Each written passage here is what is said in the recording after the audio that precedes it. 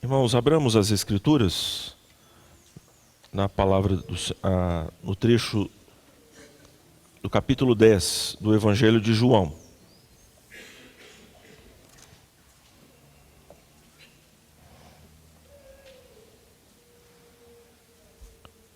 Nós vamos ler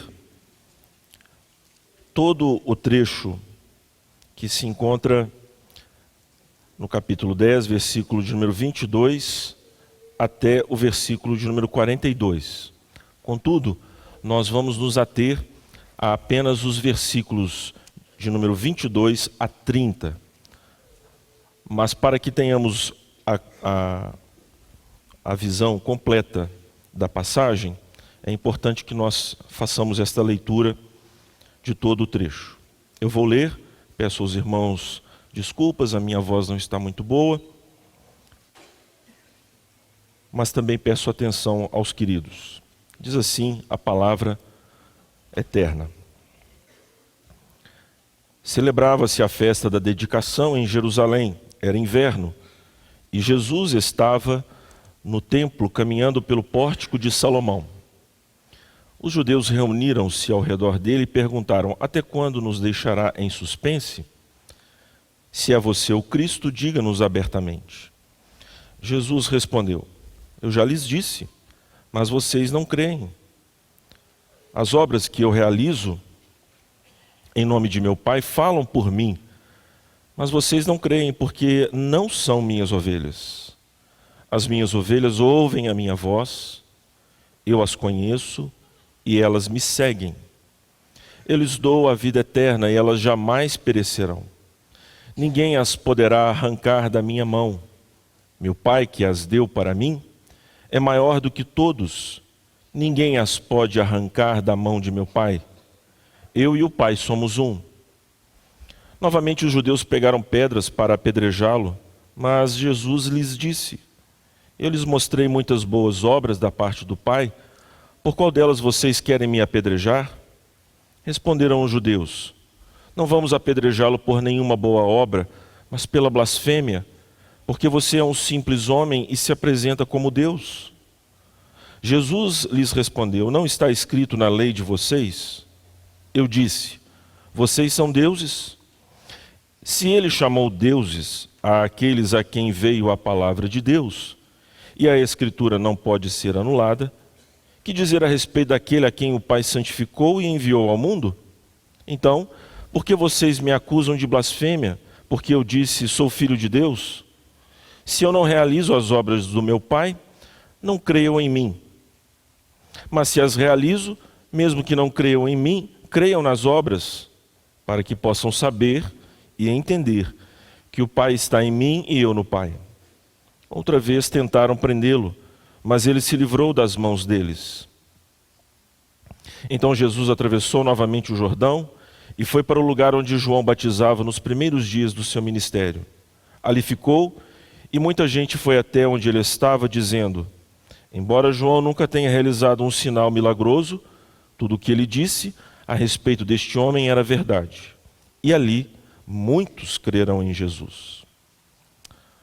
Curvemos a nossa fronte e vamos ainda mais uma vez buscar a presença do Senhor e do seu Espírito para compreendermos a bendita palavra. Senhor amado, nós nos curvamos diante da Tua palavra nesta manhã e nós temos a exata compreensão a partir da própria Escritura de que nós não somos capazes por nós mesmos de compreendê-la e muito menos de praticá-la, visto que há em nós ainda aqueles resquícios, a dureza do coração muito própria daqueles que estão na condição na qual nós ainda nos encontramos. Aguardamos a adoção de filhos no dia em que seremos glorificados, para que, de fato, ó Deus, nós sejamos introduzidos em uma vida onde a cada palavra Tua nós entenderemos o que o Senhor quer exatamente dizer. E o Senhor ainda nos mostrará outros tantos e gloriosos ensinamentos para o nosso deleite, para a nossa alegria e satisfação. Mas até lá, ó Deus, nós carecemos de que o Teu Espírito aqui nos proteja, nos guarde, quanto à insensatez do nosso coração, a fim de que discernamos, ó Deus, o Teu querer e coloquemos ele em prática, que tenha efeito sobre nós a Tua palavra, que a Tua obra eficaz cumpra aquilo que o Senhor mesmo designou como propósito para a Tua palavra, e frutifique em nossa vida, e nós sejamos estabelecidos como um povo valente, um povo que ama a Ti e a Tua palavra. Quanto a mim, ó Deus, me dá graça, eu rogo a Ti pela minha voz, a fim de que os meus irmãos sejam edificados na fé santíssima a partir da exposição das Escrituras. A mim que sou limitado em todos os sentidos, conceda-me poder para que os irmãos venham a divisar não a sabedoria de um homem, mas sobretudo, ó Deus, a sabedoria de Cristo, por meio do Teu Santo Espírito a nós concedido, para que a Tua palavra ela encontre guarida em nosso coração e frutifique. Assim oramos confiadamente no nome de Cristo Jesus, o nosso profeta. Amém.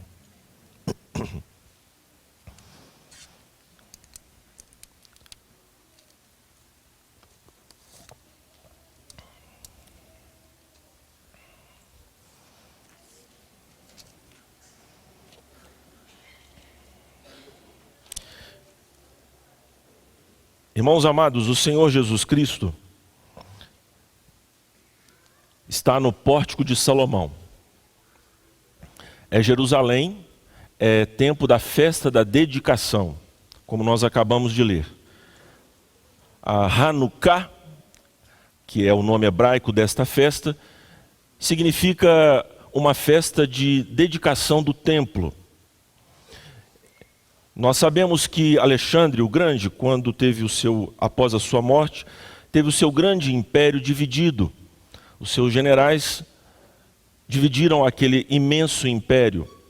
E parte deste império foi então absorvido por um dos seus generais, Antígono, e depois deu sequência à dinastia dos Seleucidas, o Império Sírio. E um dos imperadores desta dinastia é Antíoco Epifânio. Guarde este nome, porque Epifânio quer dizer o Deus que se manifesta. Nós entendemos que esta ação dos imperadores de se divinizarem tinha por objetivo amedrontar, intimidar os oponentes. Quer dizer, era propagado que estes imperadores, havia sobre eles um espírito que os impulsionava.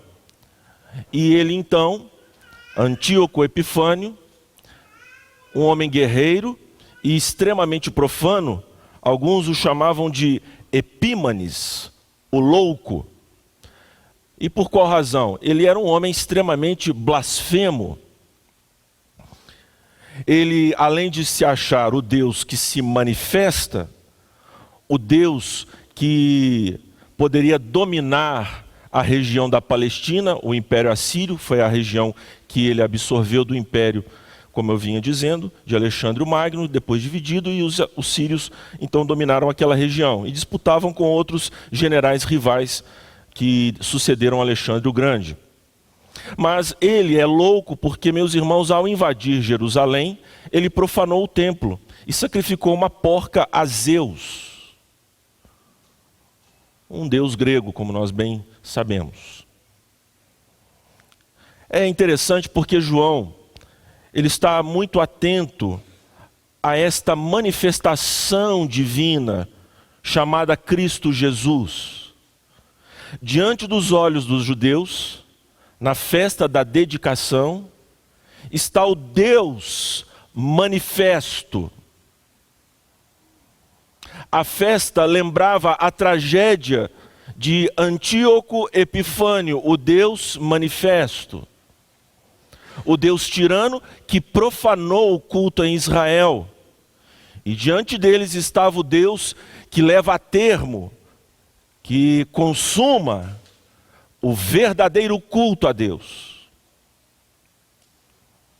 Mas esta festa chamada da dedicação também lembra a respeito de um grupo de guerrilha da família de Matatias, nos idos de 164 a.C. Jesus, quando eles, já com experiência nessa arte da guerra curta, a guerra com os ataques de surpresa, essa guerra de guerrilha, um dos seus filhos, dos filhos de Matatias, Judas Macabeus, ele liberta a região da Palestina, a região de Israel. Então essa festa, geralmente comemorada em dezembro, muitos erroneamente entendem que se trata do Natal judaico, mas não tem absolutamente nada a ver, uma vez que Natal é uma festa cristã. Mas ela é comemorada sim em dezembro, festa das luzes. Festa onde a luz divina brilhou. Por isso ela era comemorada com luzes. A luz divina raiou. É uma festa, meus irmãos, civil, como nós, por exemplo, temos uma festa de independência do Brasil, da coroa portuguesa. E, obviamente, ela tem conotações religiosas. Esta festa de Israel. E assim os judeus, como eles tinham a sua vida religiosa vinculada à sua vida civil, fizeram esta festa. E diante deles estava a luz do mundo, o Deus manifesto e o libertador. Aquilo que para Israel representa Judas Macabeus como o libertador do povo, da opressão dos Seleucidas, aqui está o libertador efetivamente de Israel. Não é interessante? Não é irônico? O texto prossegue. Os judeus cercam o Senhor Jesus e certamente eles estão interessados em provocar uma armadilha ao Senhor Jesus Cristo. Nós sabemos que eles, assim como também os romanos, sabem a respeito de uma promessa de um Messias que tem conotações políticas. O advento messiânico, meus irmãos, é aguardado de modo que esse Messias, ele se oponha à opressão romana. No caso, a região da Palestina está sob o comando de Roma. E muito provavelmente esses judeus que cercam o Senhor Jesus querem que ele fale de maneira aberta, em um sentido militar talvez, civil, real, quanto ao seu messianato, quanto à sua obra como Messias.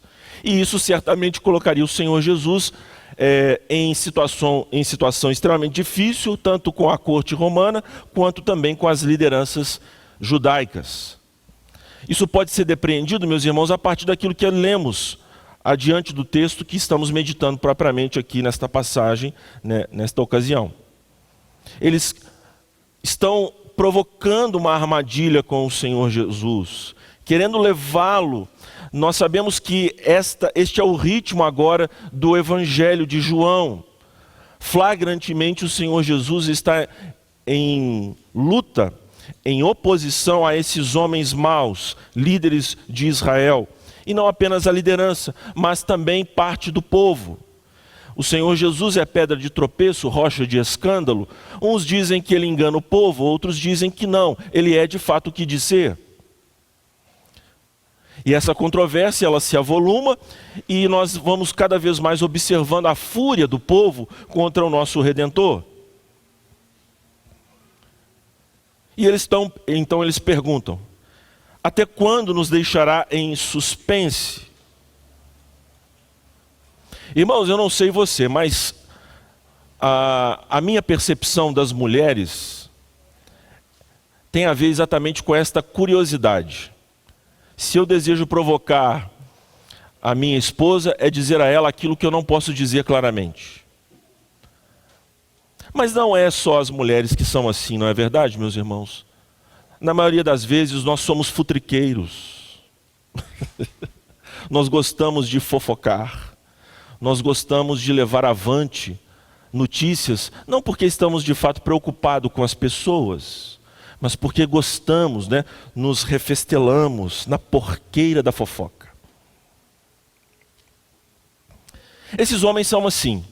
Eles não estão interessados em Cristo Jesus e quem de fato Ele é. Eles são ardilosos, eles querem então colocar o Senhor Jesus em dificuldades. E o Senhor Jesus, sabiamente, Ele sabe, Ele entende o que vai no coração desses homens. E então, a certa altura, o Senhor Jesus diz, respondendo a eles. Jesus respondeu: eu já lhes disse, mas vocês não creem.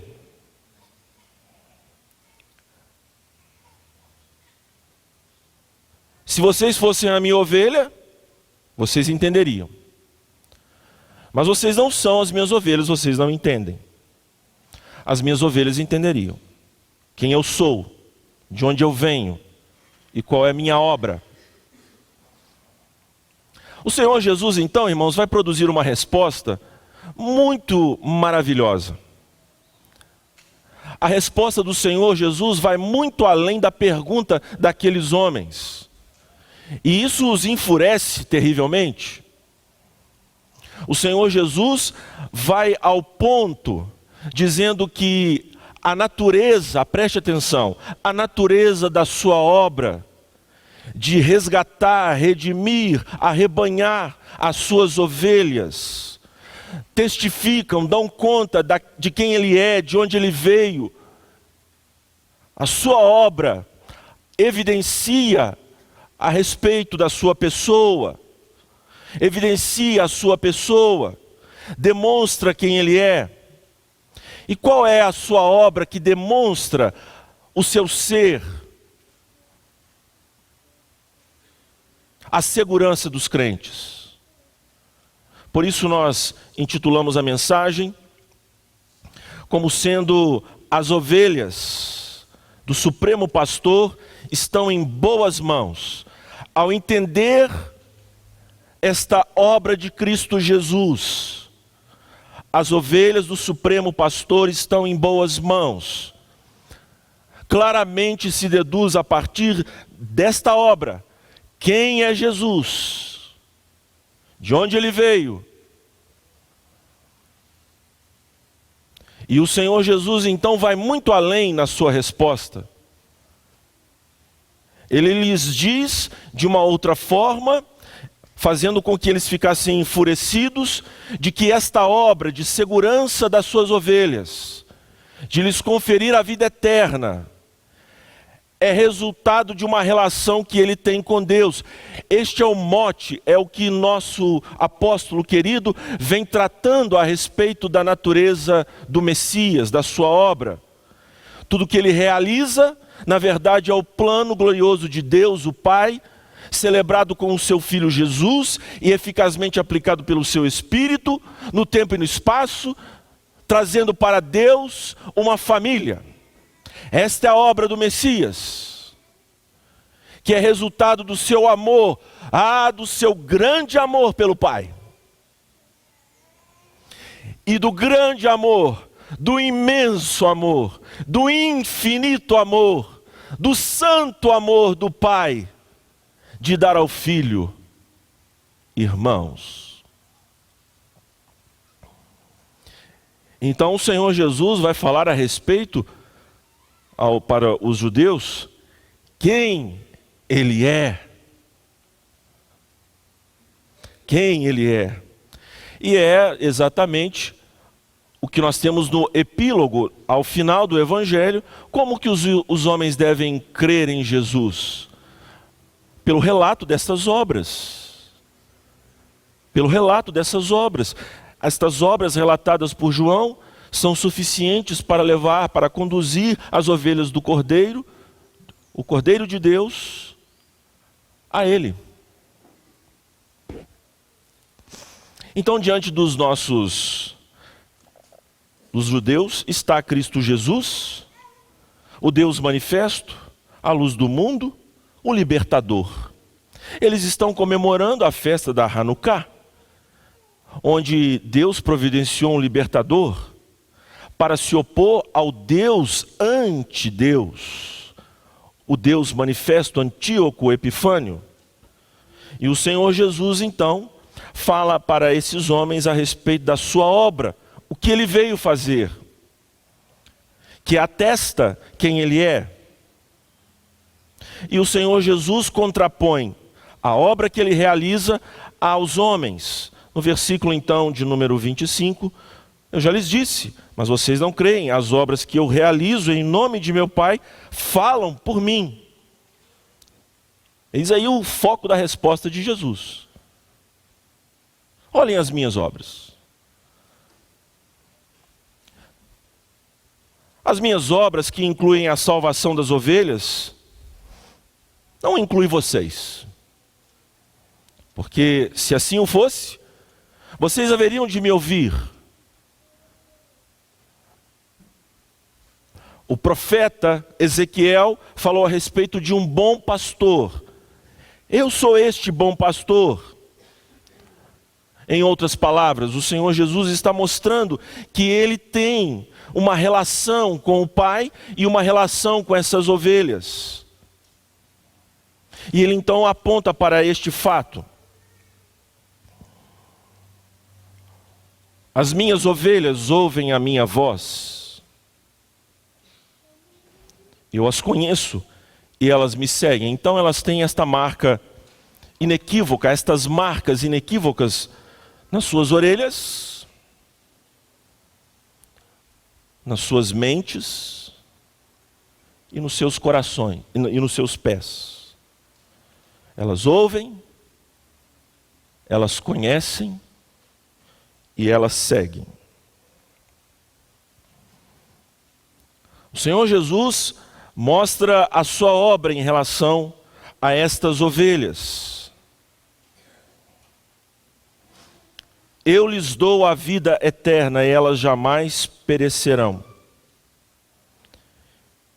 Ninguém as poderá arrancar da minha mão. Quer dizer, a obra de Cristo Jesus, meus irmãos, de dar a vida pelas ovelhas,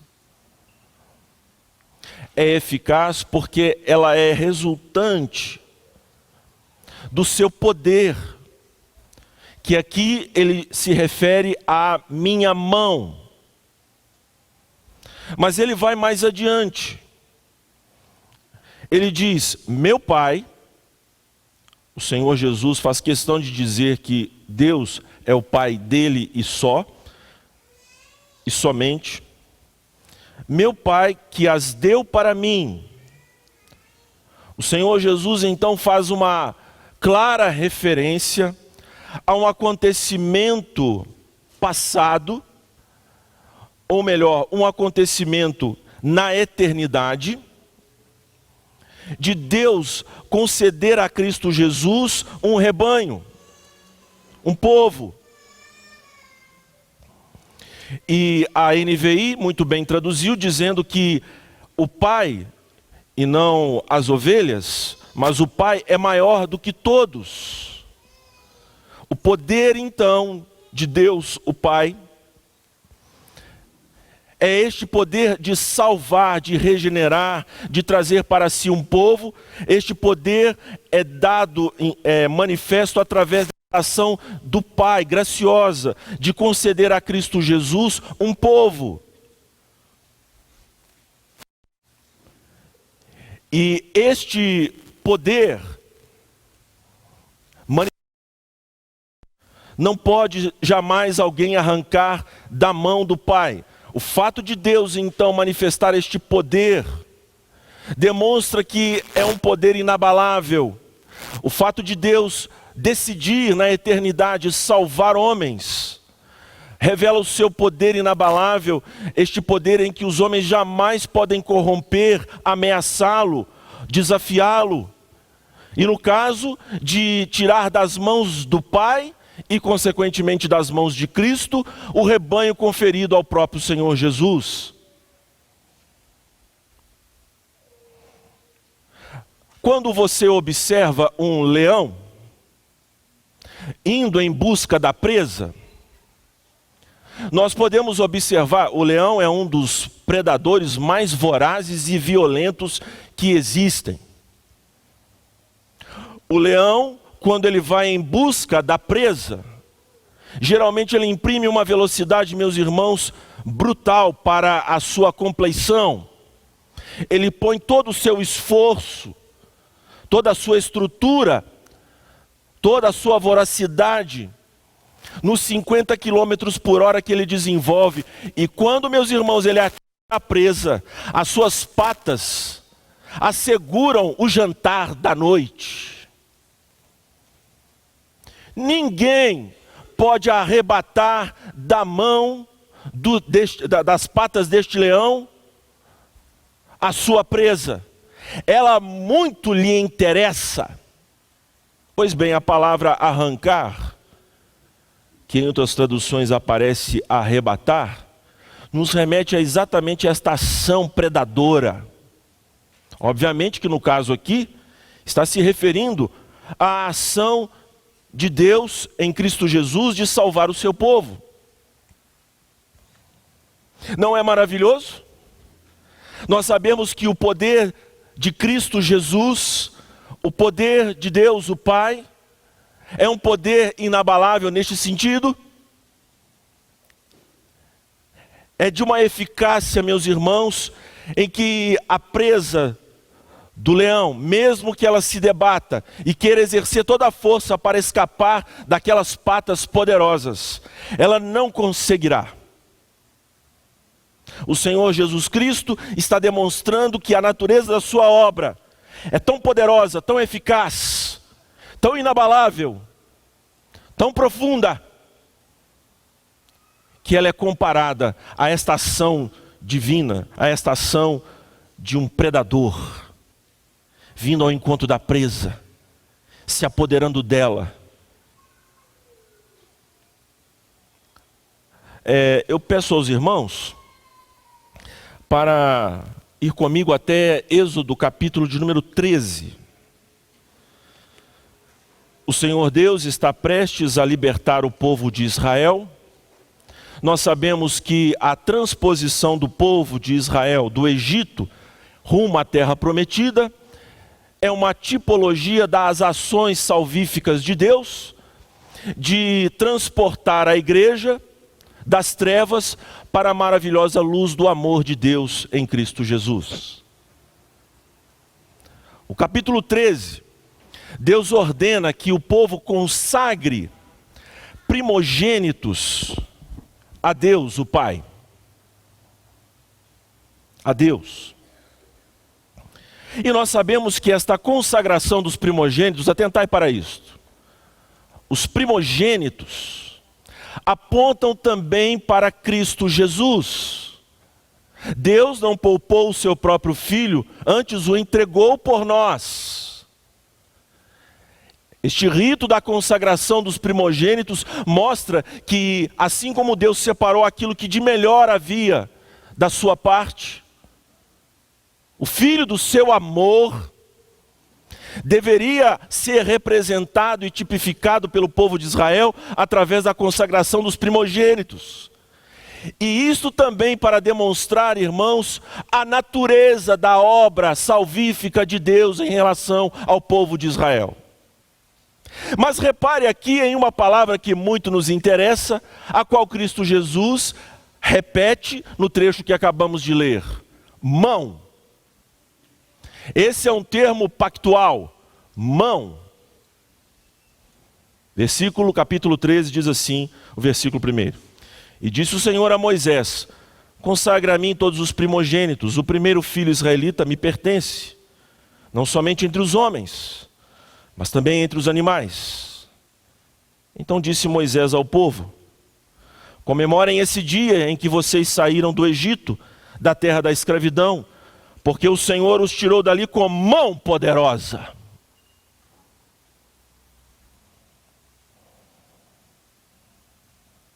Versículo 11. Depois que o Senhor os fizer entrar na terra dos cananeus e entregá-la a vocês, como jurou a vocês e aos seus antepassados, separem para o Senhor o primeiro nascido de todo o ventre. Todos os primeiros machos dos seus rebanhos pertencem ao Senhor. Resgatem com um cordeiro toda a primeira cria dos jumentos. Mas se não quiserem resgatá-la, quebrem-lhe o pescoço. Resgatem também todo o primogênito entre os seus filhos. No futuro, quando seus filhos lhes perguntarem: que significa isto?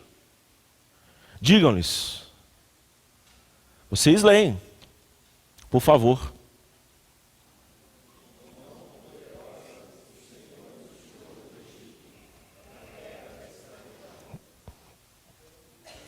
Ficou claro para os israelitas, meus irmãos, pelo menos para aqueles que estão inclusos no número dos eleitos de Deus, de que o resgate proporcionado pelo Senhor do Egito foi a prova, a evidência clara da mão poderosa do Senhor. O Senhor Deus, ao mesmo tempo em que mandava Moisés ir até a corte de Faraó, dando-lhe ordem para que libertasse o povo de Israel, Deus mesmo endureceu o coração daquele miserável rei. E assim, em meio a muitas oposições, a mão do Senhor, o seu braço estendido, ficou claro para os israelitas eleitos de que Deus exerceu um grande poder, subjugando as forças opressoras dos egípcios. Agora, vá comigo em Jeremias, capítulo 31. Este é um capítulo que fala a respeito da obra do pacto da graça. Pacto este que tem um efeito triplo, como nós sabemos. O pacto da graça, revelado por Deus ao longo da história de Israel. Aqui no caso, Deus, por sua graça e amor, para salvar aqueles que são seus, para apontar a obra de Cristo Jesus, ele os traz de volta do exílio babilônico. Aponta então desta forma uma obra de resgate para a obra de Cristo Jesus a ser na plenitude do tempo revelada. E aponta também, obviamente, para esta obra gloriosa em que Deus vai nos levar para os novos céus e a nova terra. E veja então como o profeta se refere a esta obra de salvação, que guarda, obviamente, semelhança com a obra da redenção realizada no Egito. Ela espelha ao mesmo tempo a obra do Egito e a obra de Cristo. Veja como Deus se refere a esta obra no capítulo 31, versículo 11. O Senhor resgatou Jacó e o libertou das mãos do que é mais forte do que ele. Eles virão e cantarão de alegria nos altos de Sião. Ficarão radiantes de alegria pelos muitos bens dados pelo Senhor. O cereal, o vinho novo, o azeite puro, as crias das ovelhas e das vacas. Serão como um jardim bem regado e não mais se entristecerão. Entre as moças dançarão de alegria, como também os jovens e os velhos. Transformarei o lamento deles em júbilo. Eu lhes darei consolo e alegria, em vez de tristeza. Satisfarei os sacerdotes com fartura, e o meu povo será saciado pela minha bondade, declara o Senhor. O libertou das mãos do que é mais forte do que ele. Com mão forte, ele arrancou das mãos daqueles que oprimiam o povo, tanto lá no Egito, quanto na Babilônia, e certamente contra o diabo. no advento de nosso Senhor Jesus Cristo. De modo que este Jesus é o verdadeiro libertador, ele é o Deus manifesto. A sua obra atesta isso, porque ele vai contra as forças de Satanás, ele mesmo a subverte pelo seu poder divino. Não há como resgatar o homem senão através deste poder divino. A mão poderosa de Deus é a mão de Jesus. A mão poderosa de Deus é o próprio Jesus. O seu braço redentor é Cristo. Não é uma mão frágil, é uma mão poderosa. Mão resgatadora. São as mãos que formaram Adão. São as mãos que formam o novo homem.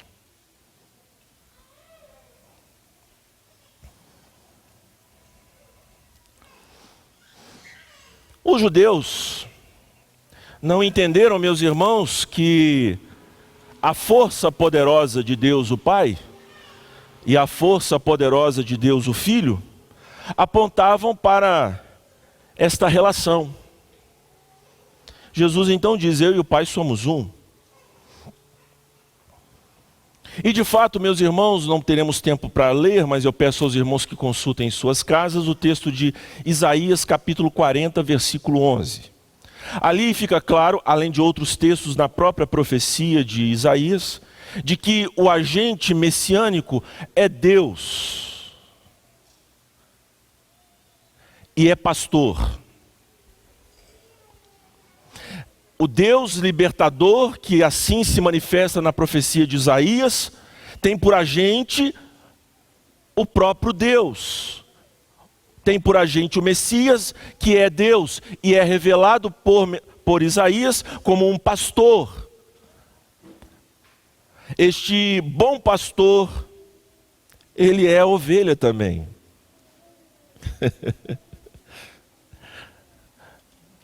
Deus é tremendo, não é, irmãos? O pastor é ovelha, ovelha muda, entregue aos tosquiadores. A sua obra poderosa é de dar a vida pelas ovelhas. Jesus diz isto abertamente. Esta obra não pode jamais ser confrontada, porque é a obra das obras. Alguém pode dizer assim, meus irmãos: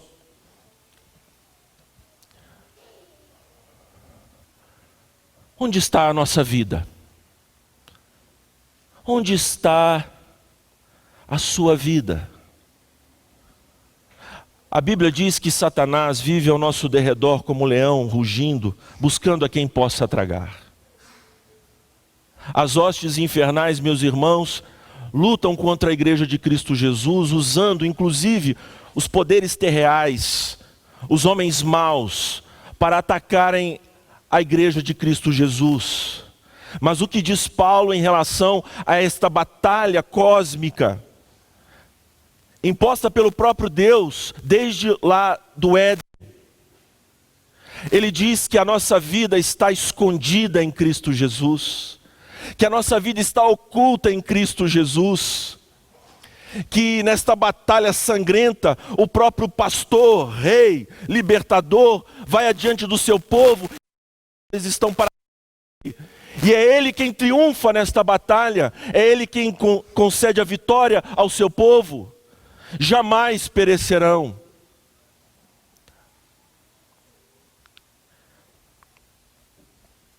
A nossa vida, meus irmãos, está oculta em Cristo, escondida nele. Nenhum poder terreno, nenhum poder infernal pode usurpar aquilo que é de Deus, demonstrado pelo poder da salvação em Cristo, a sua mão poderosa. A sua mão que criou é a sua mão que redime.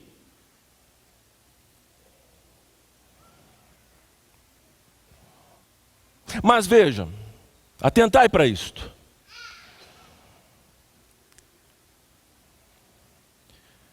Esta obra de salvação não acontece à revelia dos seus efeitos. Vou repetir. Esta obra de redenção não acontece à revelia dos seus efeitos. Quer dizer, o homem está salvo, acabou e pronto. Não importa o que ele faça, Deus o levará a salvo aos céus. Não, eu ouso dizer que esta obra está condicionada a estes efeitos.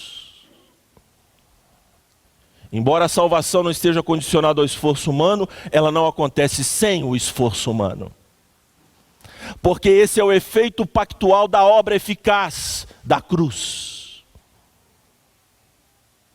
De outra sorte, corremos o risco, se assim equivocadamente interpretarmos, de atribuir libertinagem à obra de Cristo Jesus.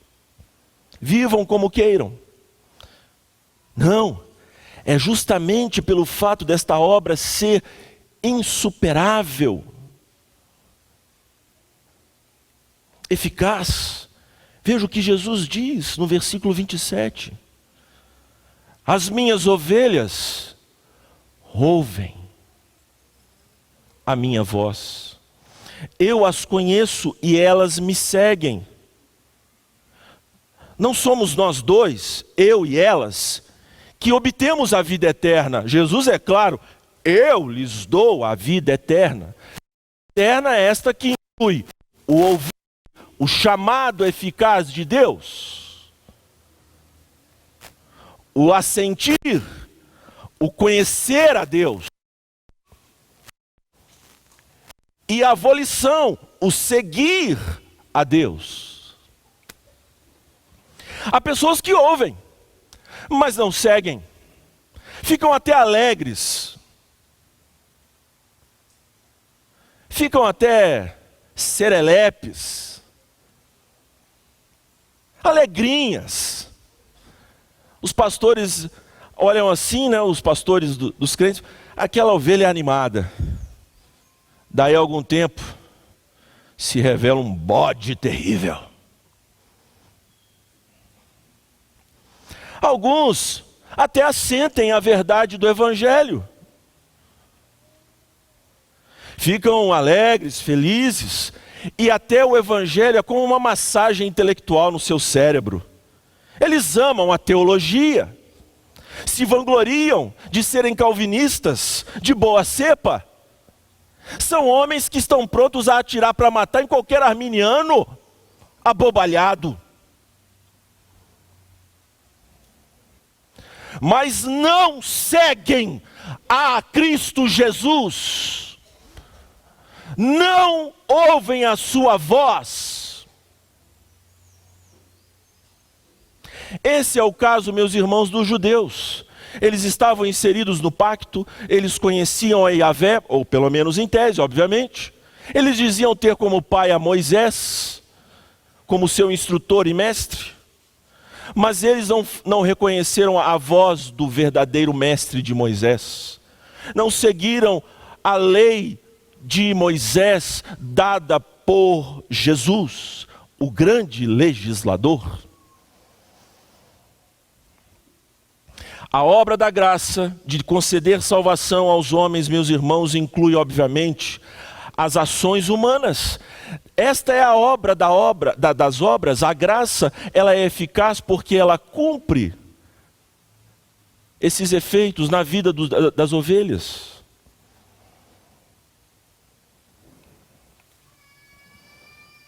Então, irmãos, veja, ninguém pode arrebatar a mão de Jesus, ninguém pode arrancar da mão do Pai, porque estas ovelhas, meus irmãos, são levadas à perseverança pelo próprio Deus. O Senhor as faz perseverar. Irmãos, para ilustrar este fato, vejamos, por exemplo, Judas e Pedro. Interessante. Você sabe que Judas ressuscitou mortos? Que isso, pastor, é mesmo? Ele estava todo animadinho lá quando o colégio apostólico saiu para evangelizar em uma das missões dadas por Jesus. Ele até participou da ceia. Ele até era uma pessoa muito escrupulosa. Quando foi derramado aquele unguento na cabeça de Jesus, uma peça de perfumaria caríssima, ele então ficou triste, porque aquilo poderia ser usado, até mesmo de acordo com a doutrina de Cristo Jesus, para abençoar os pobres. Veja, era um socialista, um homem sensível, um homem que até tinha conceitos estéticos baixos. Ele não gostava de ritos. Isso é frescura.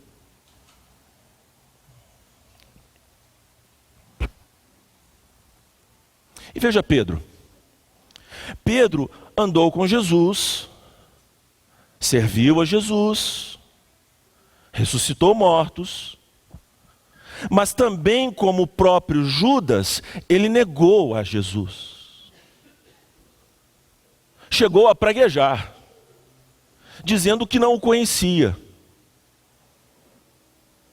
E o Senhor Jesus lhe advertiu quanto à sua imprudência, à sua pretensão, falando a respeito do seu jeito intempestivo. Pedro, Satanás me pediu para te peneirar, mas eu roguei por ti, para que a tua fé não desfaleça.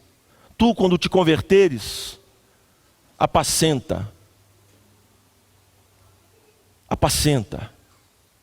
Irmãos, a obra salvífica de Cristo Jesus se demonstrou eficaz na vida de Pedro, meus irmãos, levando Pedro ao arrependimento da sua atitude de negar a Cristo Jesus, levando aquele homem à constância de Cristo, resguardando para que a negação que ele fez de Cristo Jesus não chegasse ao ponto da blasfêmia, naquele instante mesmo em que Deus o encontrou.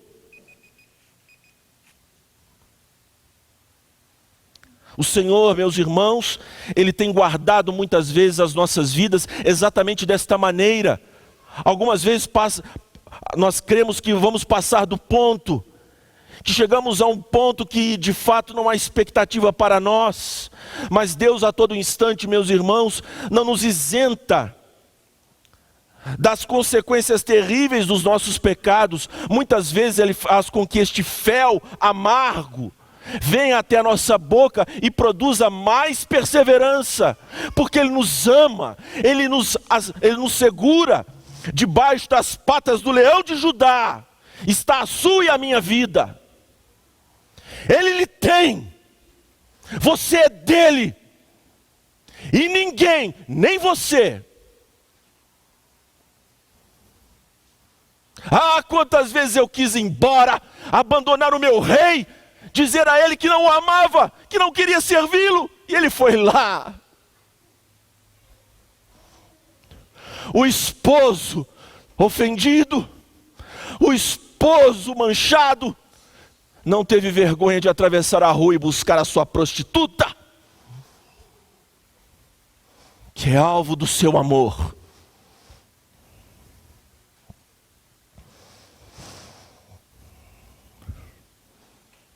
Eu e o Pai somos um.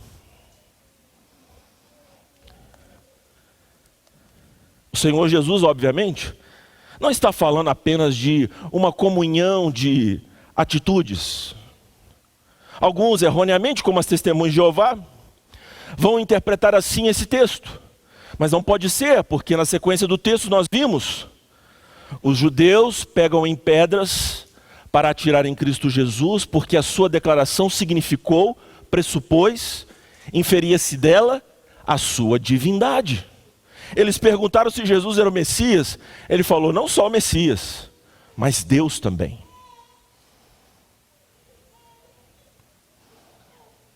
O que Jesus deixou claro para eles foi a sua incredulidade. Amados e queridos irmãos,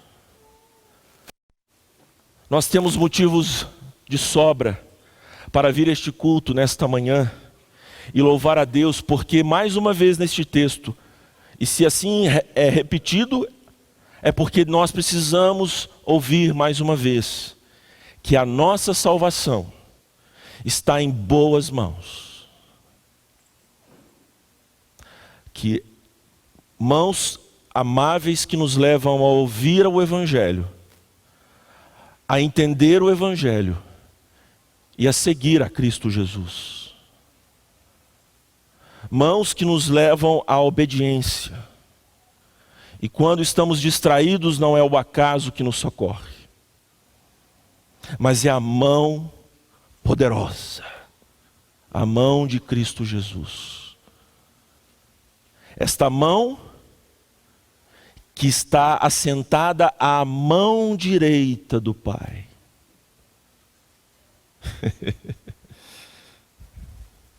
Mão poderosa, assenta-te à minha direita, até que eu ponha todos os teus inimigos por estrado dos teus pés. É prazer do Pai exaltar o seu Cristo, fazendo com que você dobre o joelho e diga: eu o amo, eu o amo. Alguém pode dizer: mas e o preço? Sofrer por ele? Eu sofro, porque eu o amo. É isso então, meus irmãos, que Deus fez. E é isso que agora nós vamos cantar. Vamos nos colocar em pé. Só em Jesus confiarei.